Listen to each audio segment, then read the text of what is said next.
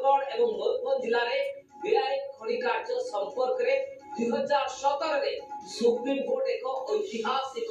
राय सुनाइथिले।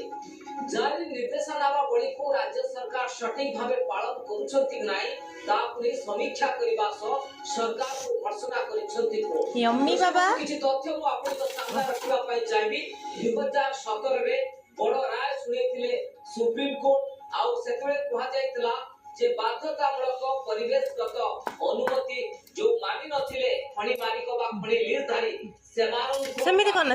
बाकी 70,000 कोटी टंकार फाइन देबा पई कहा जायतला एवं जरिमाना आदरे कहीं कि एते विलंब होची जापने सुप्रीम कोर्ट राज्य सरकार को ऊपरे वर्षिचंती एवं मूल आदेश रो 8 वर्ष परे कहीं कि आदाय होई परुनी जरिमाना बाका बाकी 8 वर्ष बीती गलानी कहीं के खिलाफ कार्य को विरोध में सेमिति एक्शन सरकार नौनहंती कहीं के समान करो जमी एगुडी को मध्य सरकार एक्शन नौनहंती जो कथा सुप्रीम कोर्ट कहिचंती जे सरकारी अधिकारी मानक विरोध रे कोनोसी बड़ कार्यानुष्ठान होईछि कि जेतले गतकाली एबडे